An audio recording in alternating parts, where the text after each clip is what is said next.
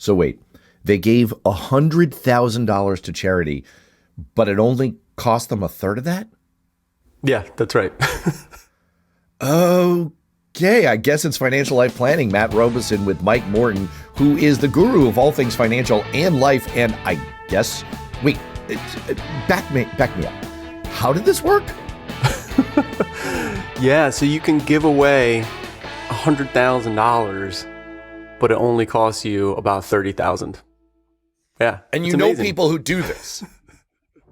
I know people who have done this. So this is like a Harry Potter spell, right? They break into the vault and like they grab the cup and it becomes like 3 cups. Exactly. And it just starts multiplying from there. No, that's compound interest. That's a different episode. Oh, right. This one is about supporting charitable giving. And the way it works is it's by saving on taxes in a couple of different ways. So when you give to charitable organizations, you get the opportunity to support that organization, which is great. That's kind of the point. But you also get the opportunity to save on taxes. And there's a couple of ways of saving. So giving away, even though the charity receives a full $100,000 and they get to spend that and use it, you actually only gave away, due to tax savings, you only gave away about $30,000. All right, you're really gonna have to back me up the whole way here. So you have clients who did this exact. Who are these magic clients? Like, it's Harry and Hermione, right? That's right. So these are friends. Let's say Amanda, and she had inherited. You don't like my British version. You the don't British want version. Harry and Hermione. No, we're gonna Harry and Hermione. All right, we got Harry and Hermione, and they inherited stock from their one of them inherited stock from their grandmother. And it was Exxon stock, and they just didn't really want to own oil stock. So we were, finding ways like, hey, what can we do about this? But it had a lot of capital gains because, they had purchased it, and grandfather had purchased it like 50 years ago. Right. So it was all capital gains. It was worth about $100,000. So that was one of the pieces we were working on. And so they're also charitable minded, like to support a variety of charities. And so we took the Exxon stock and donated the stock. Okay, so that's a $100,000 donation that you get to take off your taxes. Now, the way it works then is there's 2 benefits to that. One is they get to take it off their taxes in this year. Say this is 2022, I think it was. So they had about $600,000 of income. Harry and Hermione have great jobs working in the wizarding world, of course. So $600,000 of income minus $100,000, you get to take off the $100,000. So that's about 40 cents on the dollar between federal and state taxes. So there's about 40 grand that they're not paying in taxes or reduce their taxes. All right. You might even get a refund, however it works, so $40,000 they save on their taxes for 2022. In addition, because eventually, if they wanted to spend that $100,000, you have to turn it into cash. So you have to sell the stock and buy and use the cash. And then at that point, you'd have to pay capital gains. So you sell $100,000 worth of stock, you'd owe about 30% of that. Between again state, federal. They're in California, so high income state as well. So that's another 14 grand or more that would be capital gains. And so you're giving away 100,000, but because of both of those savings, the current year and the capital gains only cost you about $36,000 in purchasing power. $36,000 it costs you because you would have paid so much in tax. So you're telling me this story as a jumping off point, though. I mean, this is like you're incepting me here because there's like a story within your story here, because you don't really want to tell me about Harry and Hermione or Amanda and whatever boring man name you were going to make up before I improved your story. You don't really want to tell me that. You want to tell me about sort of the how they did this. You want to tell me about Dafs. Is that like a band like Daft Punk? The DAF, yeah. The DAF. The DAF. This could be my new name. Welcome to the DAF. You're the DAF. Oh Come and see the DAF. Yeah. You're a DJ at a rave. Wait, so what's a DAF? A donor advised fund DAF, so donor advised funds. And today what I want to do, Matt, is give the overview on why you should know about donor advised funds. And we'll call this the 9 reasons you should be using a donor advised fund, or a DAF. Got it. It's like the 7 uses of dragon's blood. So if you want to do these kinds of things where you turn charitable giving into, like, you only spend a third of that, donor advised funds, DAFs, that's one of their superpowers, and you're saying there are more. Yeah, exactly. There's a lot of great reasons for using donor advised funds. So I thought we'd give an overview today, and I do want to get into some specifics maybe in future episodes, but I thought today we'll just give the high level, like, what are donor advised funds, how you can take advantage of them. Got it. So here's a question. What are donor advised funds? So a donor advised fund, very simply, it's an account that you own. So just like your checking, savings, brokerage account, you open up an account called a donor advised fund. And then you can transfer money into that. You can transfer cash, you can transfer stock, other things we'll get into. And when you transfer money into a donor advised fund, it becomes a charitable gift, even though the account is still in your name. So in other words, if you take that Exxon stock worth $100,000 and transfer it into the donor advised fund, you immediately get a $100,000 charitable donation, even though the charity doesn't have it yet. It's still an account that you manage and own. Then from that account, you can give out to the charities you want to support whenever you want to do that, in the same year or in future years. I love how you're constantly explaining things on this show that really sound like crimes. They sound like they're scams, but you're assuring me that not only are they legal, the government is encouraging us to do these things through the tax code. So you explained money laundering. No, not the bad kind, Right. The legal kind of money laundering. And because of you, I'm doing this right now. I did it. After our episode, I went and did it. People should go back, listen to that episode, and then you can check. The feds are not coming for me because I'm doing your thing. And now you're telling me, let me read this back to you. You open an account and you call it a donor advised fund. You put money or other valuables, I don't know, doubloons, into this account. And then whenever you want, you hand it out to charities and you get all the tax benefits. Yeah, exactly. Yeah, you got it. Wow. It's so amazing. That is amazing. It's so amazing. I literally just finished doing on Beyond Politics on my pod. I literally just finished doing an interview with the writer and executive producer of an amazing comedy from 30 years ago, an Eddie Murphy movie called The Distinguished Gentleman. And this guy's whole point, after working in politics, he became a Hollywood guy. And his whole point in making this movie was Washington, D.C. is where grift and graft are legal. There are all these legal, totally 100% legal things you can do that in any other place would be called crimes. And you're telling me, well, not just Washington, also our tax code. You can do these things. That's fantastic. Okay, so you open an account. Can you do this anywhere like Fidelity, Vanguard, Schwab? Yeah, a bunch of places have these, and that's one of the points today. We'll talk about the ease of use. So you can open these kind of a bunch of different places, especially those big brokerage houses, which makes it kind of easy. And then there's a variety of other places that you can open them as well, especially community foundations. And this is a new one for me. And we'll probably get into that in a future episode, but community foundations are very interesting if you want to have a local impact, that there's probably a community foundation nearby you or in the town or county that you live in. And they also use these donor advised funds and really work at a very local level. So that's another great spot for opening a donor advised fund. So you might open a donor advised fund with a community charity, A community foundation. And does that mean that the money goes to that foundation? No, but we're going to put a pin in that, Matt, and have a future episode on community foundations. But they provide it. So you've got lots of options and Right. lots of people. People are doing this. Like, this is happening. Yeah. There's millions of these out there. So like 3 million, the latest stats are about like 3 million people are using donor advised funds. They're very easy to use. They came in by, I want to say 10 or 15 years ago, maybe even longer, but that's when they, started becoming popular. Very easy to use, very low cost. And there's a bunch of great reasons. There are at least 9 great reasons why you should use one of these. Yeah, let's get into those reasons, because the question that sort of pops into my mind is, why would I do this over just taking my doubloons or whatever it is and just giving it right to the charity? I support Doctors Without Borders. We give Doctors Without Borders money every year.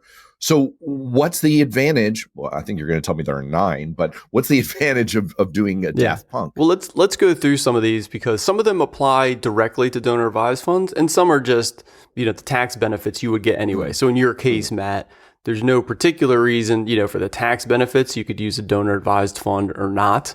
You're still going to get that charitable donation. But the first reason is you're going to save on taxes in the current year. All right. And this is a big point that you'll see as we go through some of the other steps. But the donor advised funds, as I told you, you can put money in 2024, right? So you could take, $10,000, put it into your own donor advised fund. And in 2024, you get to take $10,000 off your taxes. So you reduce your taxable income by $10,000. So that's the number one reason. Number one here out of our 9 is save on tax in your current year by making a charitable donation. Now, that's not particular to donor advised funds. Okay, that also applies in your example. If I just give directly to a charity, you'd get the same thing. But you'll see that in the donor advised fund, I told you, you still get to maintain control. So there are reasons that number one will show up in a couple of the points later on, how you can combine that with other things. Including that you can then give out the funds you've put in over time. That's exactly correct. Yeah, I see. Yeah, that's how they work. I see. So you give them out. Is there a time limit on this? Like, could I No. do I have to do it within a set? No, you're skipping ahead, man. Number 9, the last one, legacy. Yeah. There's no time limit on Let's these. go in order. Oh, you're man, you're what do my kids call me? Oh no, they don't. It's no longer a diss to say you basic. That was like 5 years ago. All right. To say that was like a withering insult, and now it's gone. Yeah, all right, so that's basic. number one, is you get that immediate tax savings. Yeah, now be careful, because to get the tax savings, I have a lot of people that come in and say, oh yeah, I gave away, $4,000 in charity. I'd like to do that again this year. And it's great because I get a tax savings. Well, you have to get over the standard deduction on your tax forms. We're not going to go into that today, so don't ask me any follow-up questions, Matt. That's going to be a future deep dive into getting over the standard deduction versus itemized deductions. But in general, if you donate a large sum, $20,000, $30,000, $40,000 into donor advised fund, you get to take that deduction off your current taxes. But I think I see where you're going with that. Every year, many of us are familiar with that, right? Like are you taking the standard or are you itemizing? Yep. Okay. All right. We'll put a pin in that for later. All right. What's number 2? Number 2, save on capital gains taxes to avoid capital gains. So one of the great things about donor advised funds is you can donate appreciated stock that's gone up in value. You mentioned you can open these at Schwab, Vanguard, Fidelity. So if you have a brokerage account, that you have at one of those places, and some of your stock has done well over the last 5 or 10 years and it's really grown in value, you can donate stock directly from your brokerage account. Like at Fidelity, you've got some stocks in your brokerage account, you open a donor advised fund, you can just, with a couple of clicks, donate that stock directly. So the charity will get the full value of the stock. Your donor advised fund gets the full value. But if you had sold that stock, you would have paid capital gains on that. So you would have owed more in taxes. If you wanted to turn that $20,000 of ExxonMobil stock into cash, you would pay $4,000. Instead, if you donate, you avoid paying capital gains on that. All right. I know we have 7 more items to get through, so we're going to do this little rabbit hole in just 30 seconds. And just 30 seconds. Is there like a next level? We've already invoked wizard. So is there like a next level wizard level to this, where if I'm doing your legal form of money laundering in one step, right, where I'm taking money out of a brokerage account and I'm going to go ahead and take the hit on it now because I'm going to get it into a tax preferred account and it's going to grow more over time. If I'm doing that and I'm like, I'm taking the capital gains hit here, can I reduce my overall taxes in the same breath by saying, you know what, I've got some money in that brokerage account and I'm going to shunt it over to a donor advised fund and offset some of that? Like, can I pair your strategies in this like super next level way? Yes. That's exactly right. And we're going to get into that again, Matt. Jumping ahead, my friend. Number Really? 4. Yeah, it's very flexible. The use of I don't this. read your lists in advance. I know you don't. That's fine. All right. But good question. Yes, go and that is the great use of the donor advised fund. Okay, so you mentioned, hey, I can give my doubloons, straight to Doctors Without Borders. Yeah, absolutely. But the donor advised fund allows you to be more flexible with pairing strategies during the year. So yeah. I see. Yeah. All right. I know you're going to just tell me that the answer to this is no, this is number 8.5 on my list. You can't do that now. How can you have any pudding if you haven't eaten your meat? In the midst of doing my Pink Floyd metaphor, I may have lost my question, but all right. So I give my stock to a donor advised fund, right? Mm-hmm. If it continues to appreciate, what happens then? I don't have a tax liability for that, right? And I assume the charity doesn't either. Yeah. Enough of you skipping ahead. I'm going to number 3. All right. And then we're going to answer your question later. I just have so many questions. I know. It's so good, man. It's so good. So number 3, it's simple. So I mentioned these are simple to open and use. So they're simple to open. That's great. So you Fidelity, Schwab, Vanguard, if you've already got accounts there, it's like a few clicks to open up one of these donor advised funds. I mentioned the community foundations, which I think is a really cool route to go as well. They make it easy and have people there that will actually help you, on the phone and walk you through stuff. So it's really cool to have local organizations. But the great thing too is that it's very easy to track. So a lot of my clients have, they're very charitable minded. And so they'll have, 5, 10, 20 different places. They're giving you $100 here, $500 there. And you got to track all that. So the donor advised fund is a great mechanism also to keep things simple and to keep track. You can make donations into the donor advised fund and then give them out from there.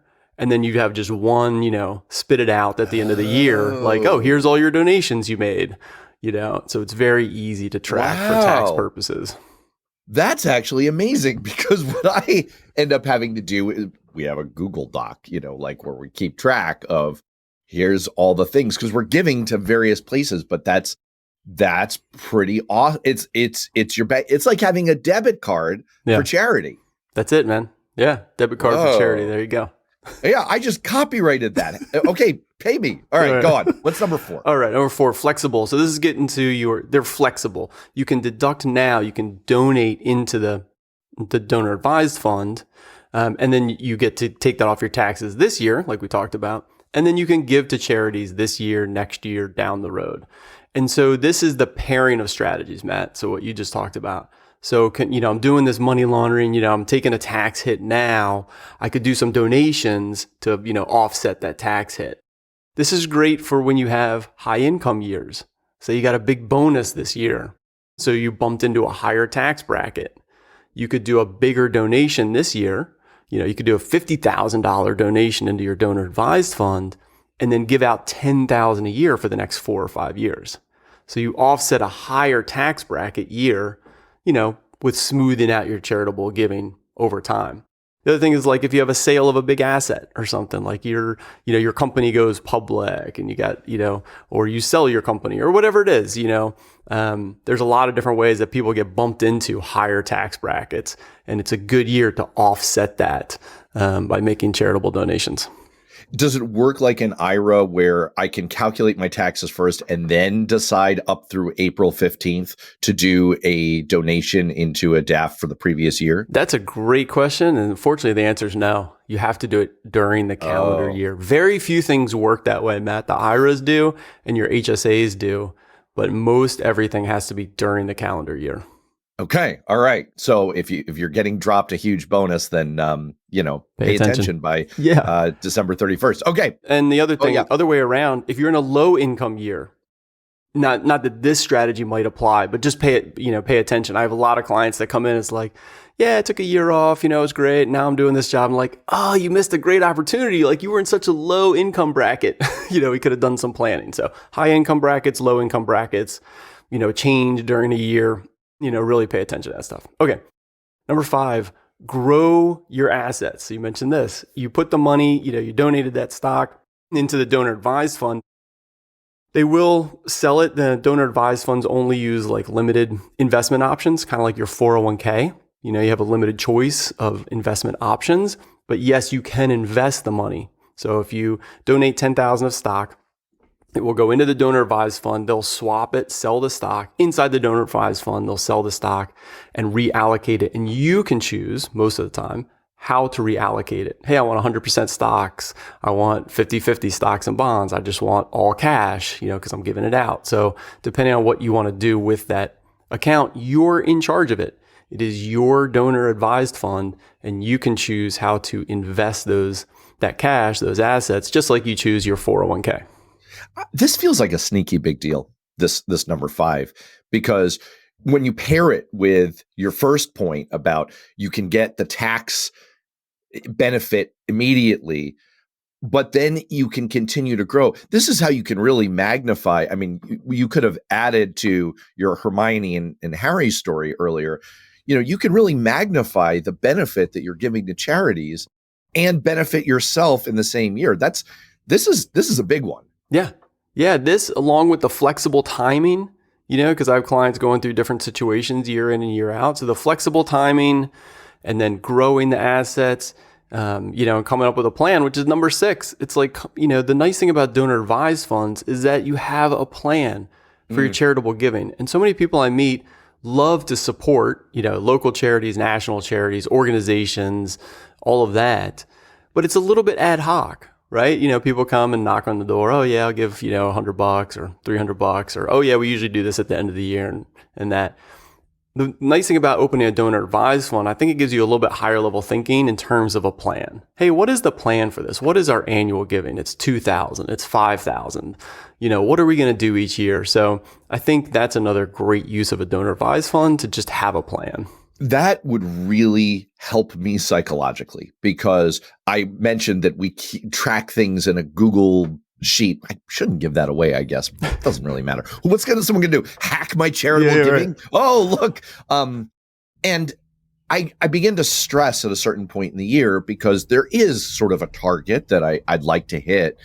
And it does strike me as a little bit backwards. I try to plan as much as I can everything else in my financial life. So why wouldn't I plan this aspect, which is an important part of one of the things that I think we should be doing in the world? That really speaks to me. Maybe number 5 about being able to grow the assets is sneaky important, but this one feels like, I don't know, this is a big deal psychologically. Yeah. Yeah. And I find the same thing. Like when I work with clients, coming up with a giving plan is something that they're really interested in and love having. It's like, oh, great. Now I know, and then they want to up it. Like, oh, I want to start at this level, but maybe with our overall financial plan, we can increase that. Right. So it's just taking the time, a few minutes, an hour, a year to, come up with a plan and then stick with and track the plan. And you're not stuck with it. You have the flexibility per your other point. Yeah. Number 4. Absolutely. Yeah. Absolutely. All right. Absolutely. What's number 7? Education. I think that donor advised funds is a great opportunity for having the whole family involved in giving decisions.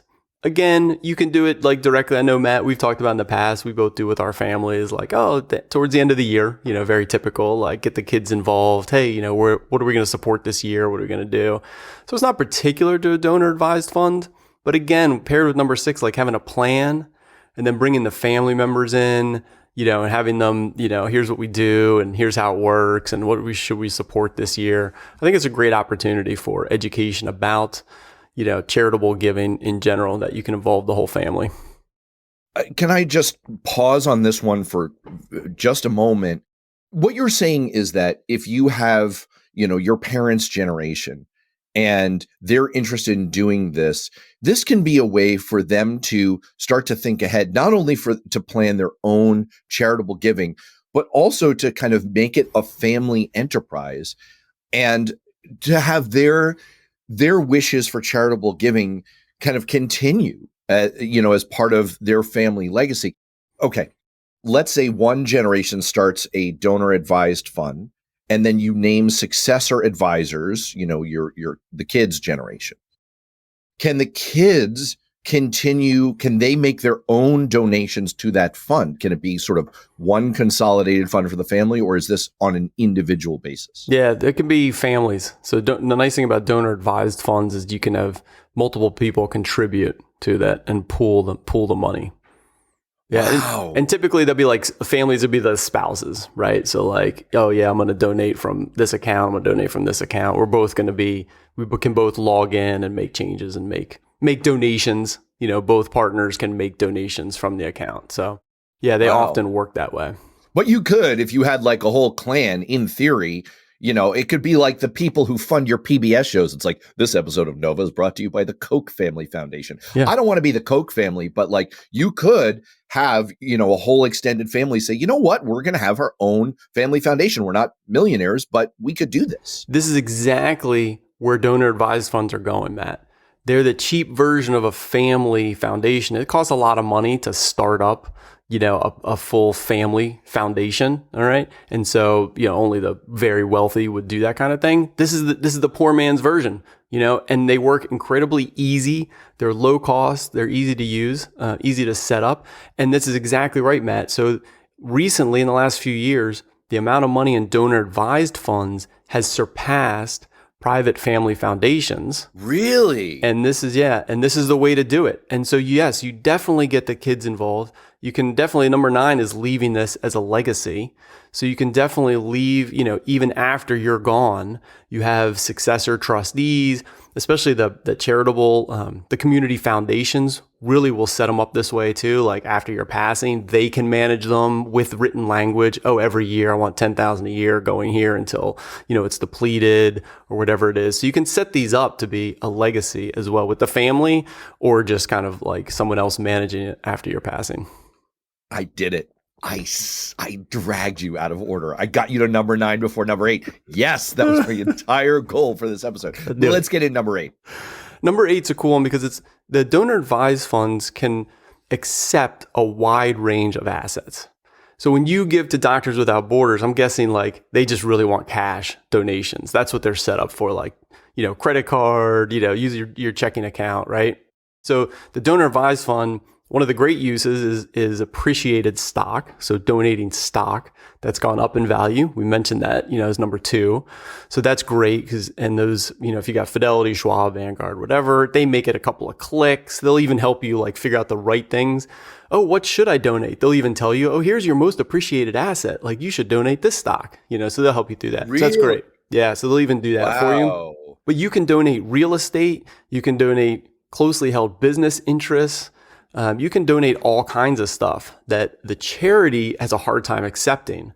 But these bigger organizations say, great, we'll take that on, we'll sell it, we'll turn it into cash, and then you can give that out to the charities. And so the charity, once I take my appreciated stock, or in your example, the Exxon stock, right? Yep. You've got the Exxon stock. It's gone up a great deal in value. It's, so you've got like $100,000 worth of this. The charity gets the money. So the 100,000, the stock that's worth 100,000, you click, send that over to your donor advised fund. Then say this is at Fidelity. They will sell that, turn it into 100,000 of cash. You get to choose what to reinvest it in, like your 401k. So now it's in cash or 50-50 stocks and bonds, whatever. And then you get to decide how much to give out. So if you want to give out all 100,000 to one charity, great. You just click, say like, please give it to Doctors Without Borders. Do that this week. And they say, great, no problem. And the charity gets just the cash. Yeah. And the capital gain just evaporates. It just evaporates. Freaking amazing. Wow. All right. I did peek ahead a little bit at your list. I had to eventually. Damn it. Why didn't you just say top 10 list? You said that there's a bonus here. Why does it have to be 9 plus 1? You said there'd be no math on this exam, but you have a bonus. Well, yeah, it was only, if we wanted to get into the bonus. Yeah, privacy. The bonus is privacy. And I think this is a good one too for a lot of people want to be able to give anonymously, right? Support the charities, but just give anonymously. Now you can do this often direct to the charity. You can give but a lot of times they need your contact information. Right? Like, okay, we won't publicize where it came from, but they need to know who you are. If you use a donor advised fund, you got that intermediary, and like Fidelity will send it out to Doctors Without Borders and say, this is an anonymous donation. And so they won't even know your contact at all. And so you don't get inundated each year with like, oh, thanks for giving last year. Here's our latest flyer, and you get it like 4 times a year. So you can really use it as a middleman for the privacy. And I think that's, a good point as well. Right. And it's part of a plan, which is one of the things that many people struggle with is you get those solicitations, you get those reminders. That's how it's supposed to work. And you feel guilty. You feel, and then you're doing things, as you said, ad hoc, not as part of your intended approach to charitable giving. Well, I gotta say, Mike, this may be my favorite episode we've ever done. I've not only learned a lot, but this feels like a no-brainer. This feels like I can see why these things are growing like crazy. Like I don't see why everyone isn't doing this. Yeah, donor advised funds are amazing planning tools. They're very easy, low cost, simple, all the stuff we talked about. I will say the one downside that I hear, which is true, is you're not giving the money to the charity. The charity does not have the money. Okay, so in the example I gave you, the $100,000, it's sitting there in an account. So you got the charitable deduction, all the other things that we talked about, but the organizations you want to support don't actually have the money.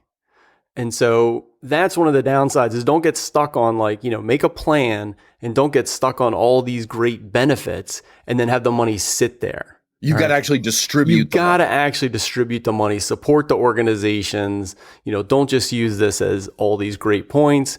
Make sure the money is flowing out with a plan, to get into the hands of the organizations that need it. If you create one of these and you pass away and it becomes part of your estate, the money is in there and it must be distributed for charitable purposes. So this becomes something where your successor advisor, you have to name one, does eventually someday have to distribute this money. Yeah, you do. But again, it can be over so many years that, don't get too stuck on the fun parts, the 9 points above. Make sure the money is getting out there, with that plan. I thought that was a good point, that it's not, people can get stuck on and then the money's just sitting there and growing and growing. Get it out there, have your plan and make sure you follow through with the plan. So the flexibility is good. Just don't go too far. All things in moderation. All right, Mike, amazing. I've learned a ton. This is actual magic. There's Hogwarts is real. I'm going to go to platform 9 3/4. All right, Mike, awesome. Thanks so much. You bet. Thanks, Matt. Thanks for joining us on Financial Life Planning. If you like what you heard, please subscribe to and rate the podcast on Apple iTunes or Spotify or wherever you get your podcasts. It makes a massive difference. If you have a comment or question, please email me, mike@mortonfa.com. Until next time, thanks for tuning in. This recording is for informational purposes only and should not be considered for investment advice. Opinions expressed are as of the date of recording. Such opinions are subject to change. I cannot guarantee the accuracy or completeness of the data presented here.